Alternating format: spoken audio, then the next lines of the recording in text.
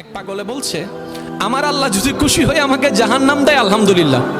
এবার শিক্ষিত সমাজ যারা আমাদের মতো কিছু আছে না, বেশি পণ্ডিত, এবার যাই বলতেছে সবাই চাই জান্নাতে যাইতে, এই পাগলে চাই জাহান্নামে যাইতে।